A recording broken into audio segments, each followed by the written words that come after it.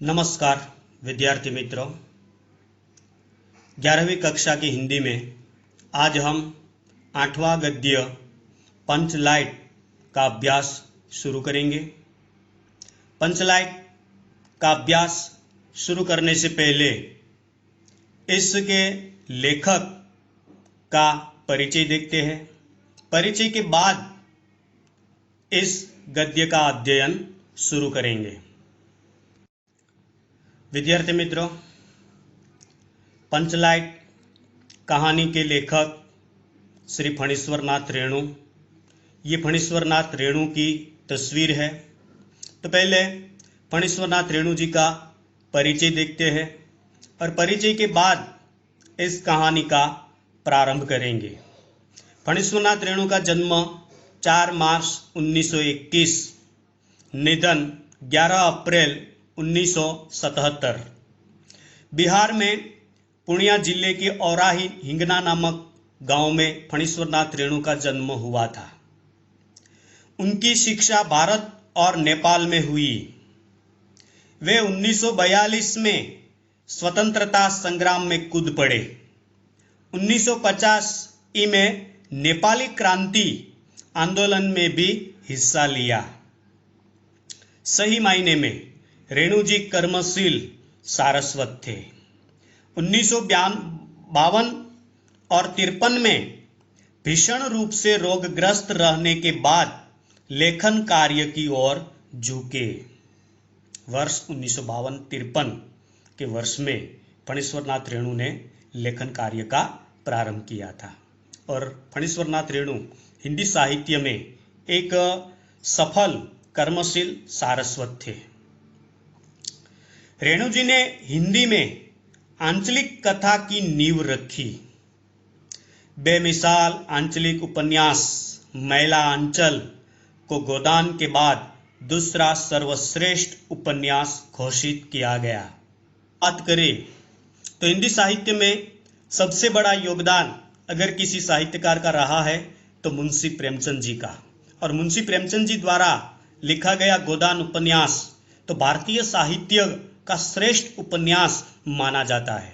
और गोदान के बाद हिंदी साहित्य का दूसरा कोई उपन्यास अगर सर्वश्रेष्ठ उपन्यास माना जाता है तो वह है फणीश्वर नाथ रेणु जी द्वारा लिखा गया मैला आंचल।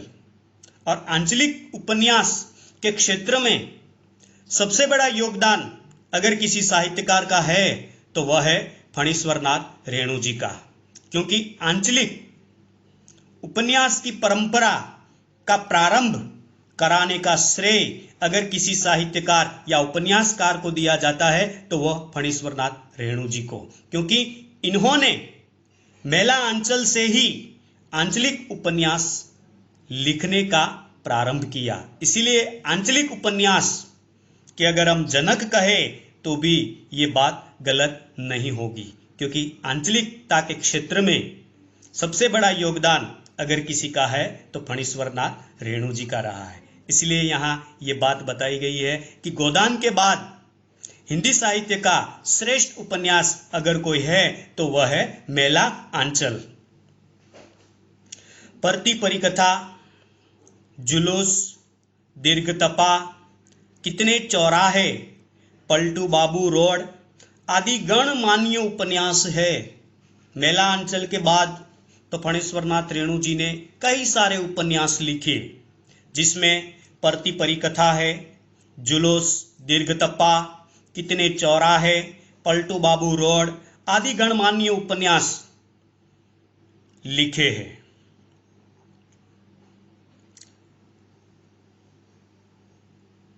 तो एक आदिम रात्रि की महक, ठुमरी, अगिनखोर, अच्छे आदमी आदि कहानी संग्रह भी है। तो फणीश्वर नाथ रेणु जी ने जिस प्रकार उपन्यास के क्षेत्र में जो अपना योगदान दिया है, ठीक उसी तरह कहानी के क्षेत्र में भी फणीश्वर नाथ रेणु जी का बहुत बड़ा योगदान रहा है। और रेणु जी के कहानी संग्रह की अगर हम बात करें तो एक आदिम रात्रि की महक, ठुमरी अगिनखोर, अच्छे आदमी, ये 3 कहानी संग्रह फणीश्वर नाथ रेणु जी के मुख्य है। इसके अलावा भी कहानी के क्षेत्र में फणीश्वर नाथ रेणु जी का योगदान रहा है।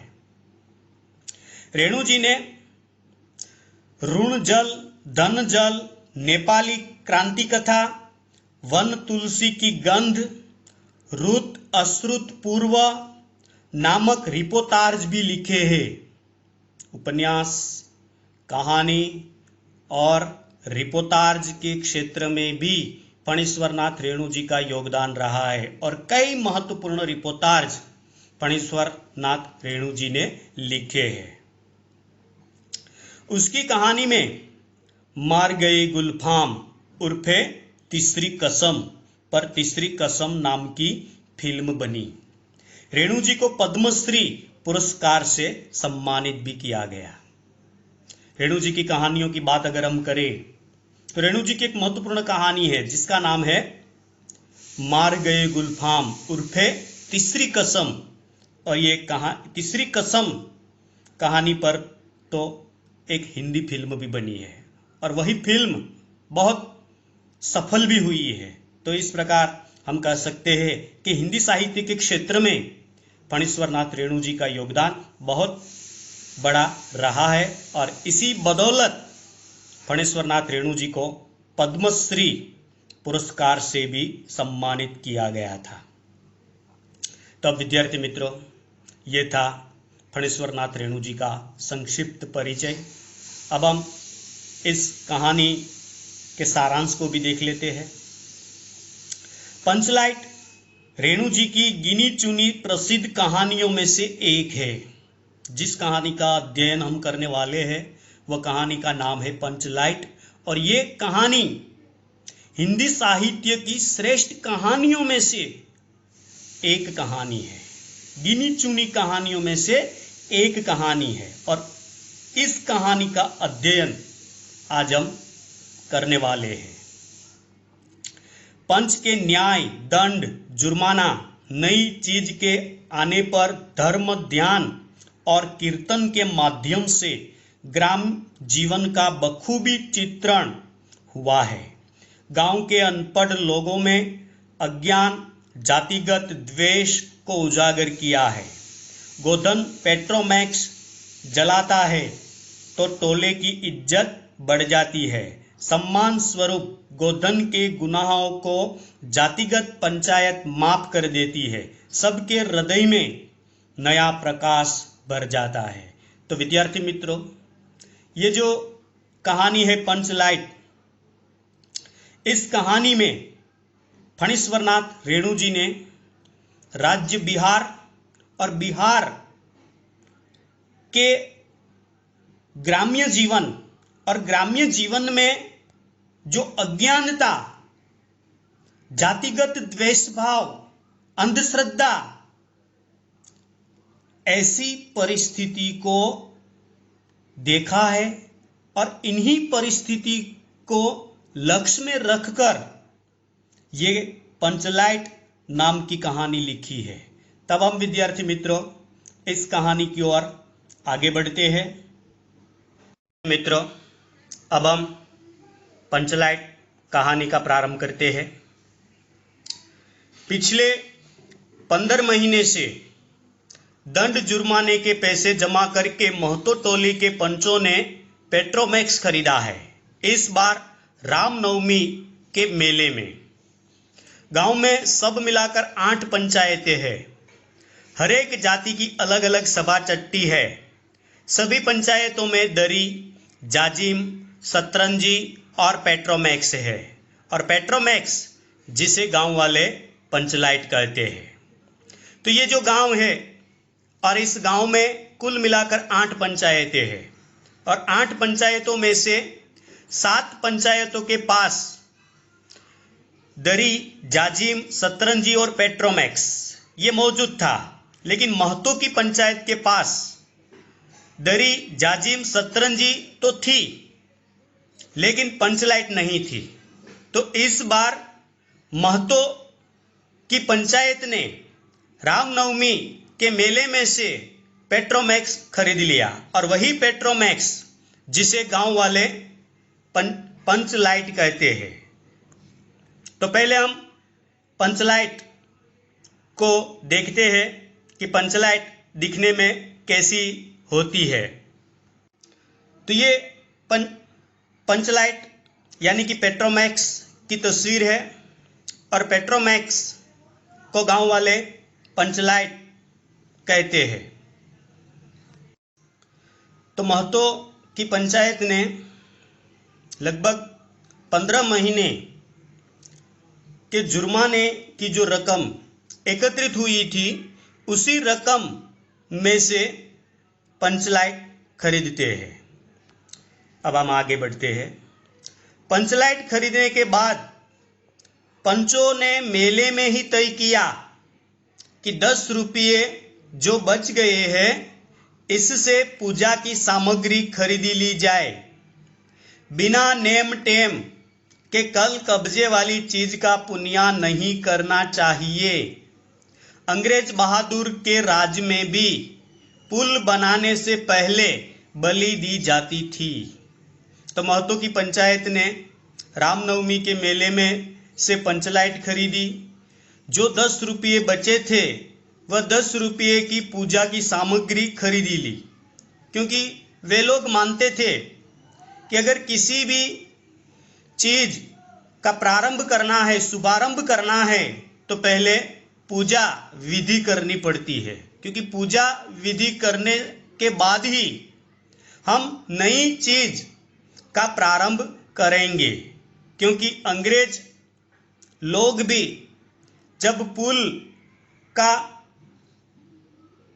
बनाते हैं, पुल जब बनाते हैं तो पहले वे बलि चढ़ाते हैं, और बलि चढ़ाने के बाद ही वो पुल बांधने का काम शुरू करते हैं। तो ये पंचलाइट भी हमारे लिए एक नई चीज है।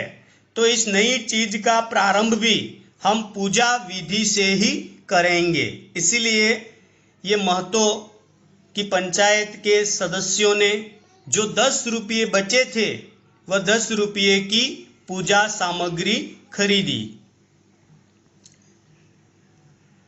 मेले से सभी पंच दिन दहाड़े ही गांव लौटे। सबसे आगे पंचायत का छड़ीदार पंच लाइट का डिब्बा माथे पर लेकर, और उसके पीछे सरदार, दीवान और पंच वगैरह। गांव के बाहर ही ब्राह्मण टोले के फुट गिंजा ने टोक दिया, कितने में लालटेन खरीदा हुआ महतो। मेले में से पंचलाइट खरीदकर महतो के सदस्य गांव में आए। जब गांव में आए तो पहले ब्राह्मण टोले के किसी सदस्य ने टोक दिया और सवाल किया कि ये लालटेन कितने में खरीदी।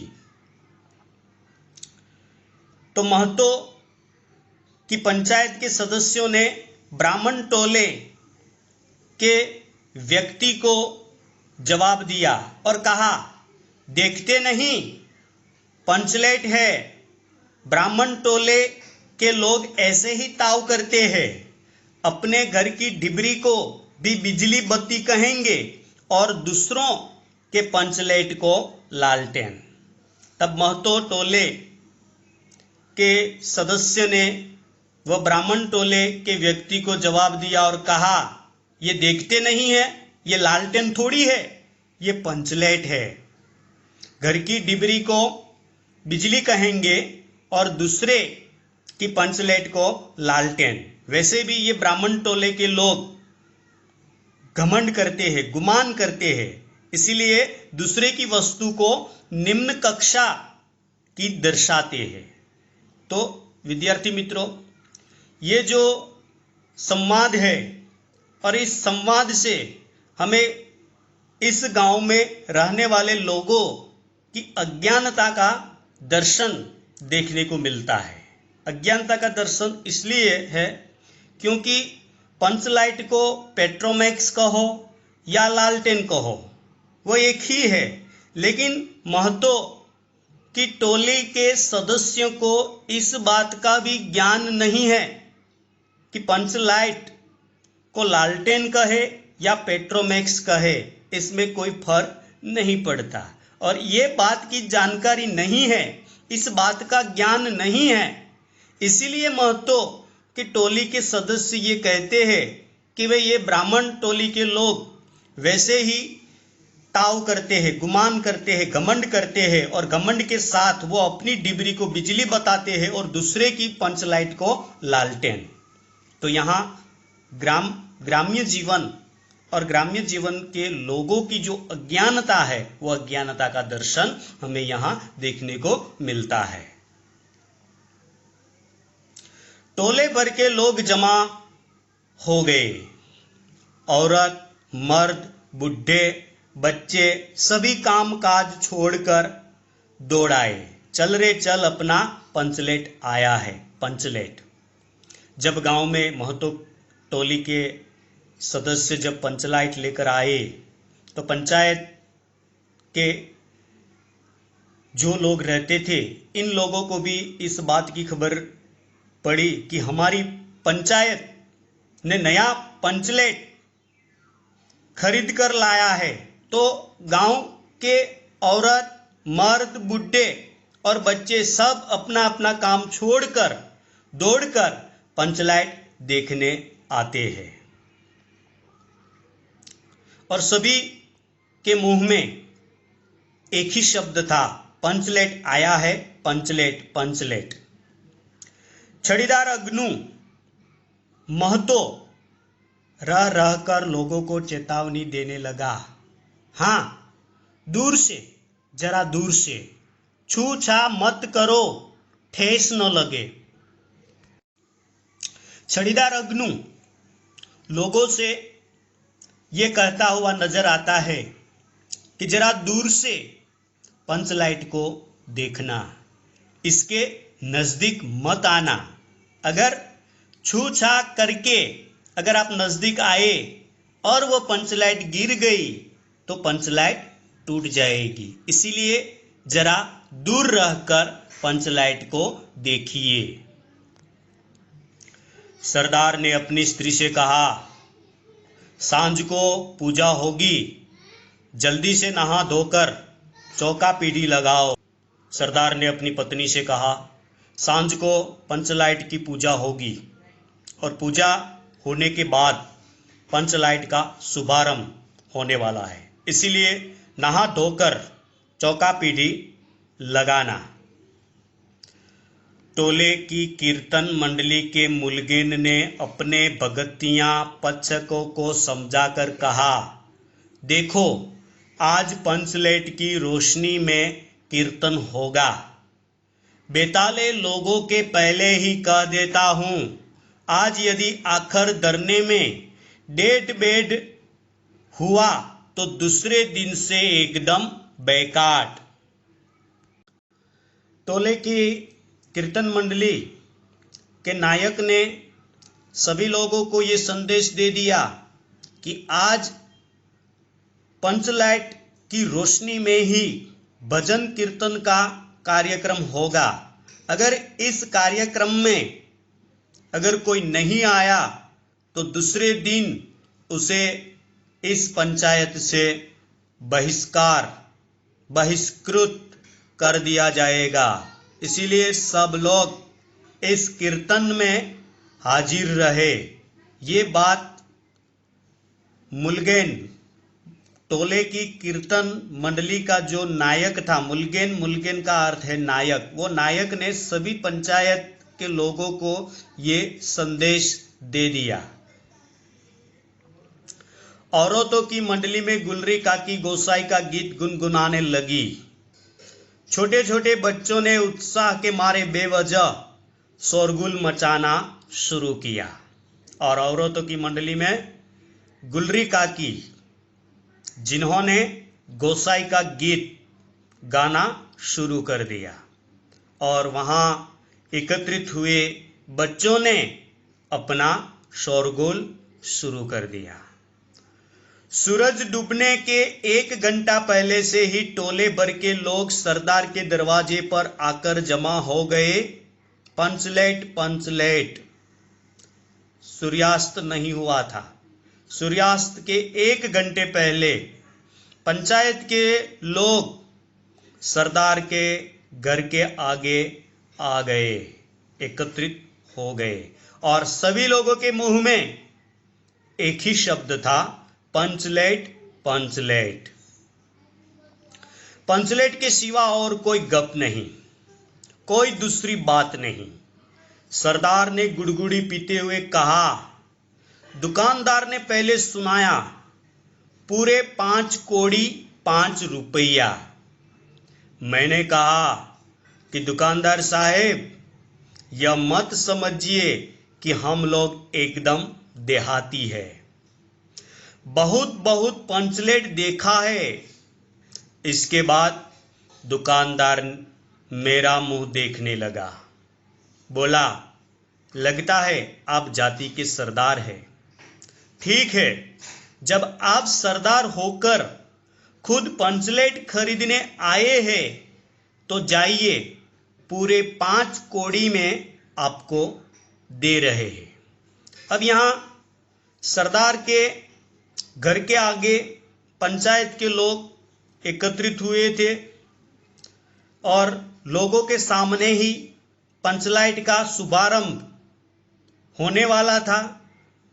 अभी समय शुभारंभ करने का बाकी था, इसीलिए सरदार अपने ही लोगों के सामने पंचलाइट खरीदने की बात करता है और कहता है कि जब हम दुकानदार के पास गए और जब पूछा कि भाई ये पंचलेट कितने में मिलेगी, तो दुकानदार ने तो पहले हमें ये सुनाया और कहा कि पूरे 5 कौड़ी 5 रुपया। जब दुकानदार ने जब इसकी कीमत बताई तो मैंने दुकानदार से कहा कि भाई हम थोड़े गांव के रहने वाले हैं, हमने तो बहुत बहुत पंचलाइट देखी है, इसीलिए क्या आप हमें गांव में रहने वाले देहाती समझते हो? तो वो दुकानदार मेरा मुंह ताकने लगा, मेरा मुंह देखने लगा और दुकानदार ने मुझे कहा कि आप जाति के सरदार लगते हैं। तो सरदार ने कहा कि हाँ, मैं पंचायत यानी कि जाति का सरदार हूँ। और तब वो दुकानदार ने मुझे कहा कि भाई आप जाति के सरदार होकर जब आप मेरी दुकान से पंचलाइट खरीदने के लिए आए हैं तो जाओ 5 कौड़ी दे देना और 5 कौड़ी में मैं आपको ये पंचलाइट देता हूं।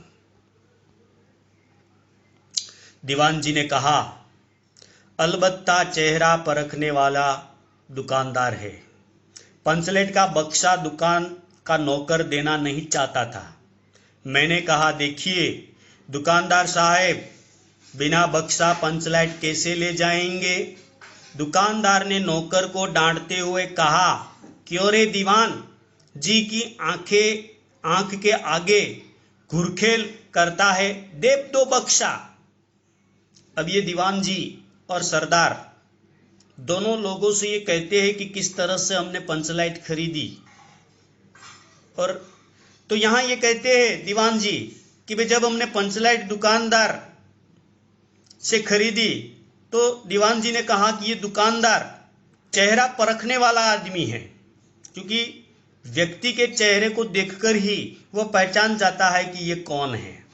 और जब पंचलाइट बिना बक्सा दुकानदार का नौकर हमें देने लगा तो सरदार ने कहा कि भाई बिना बक्सा हम पंचलाइट अपने गांव कैसे पहुंचाएंगे।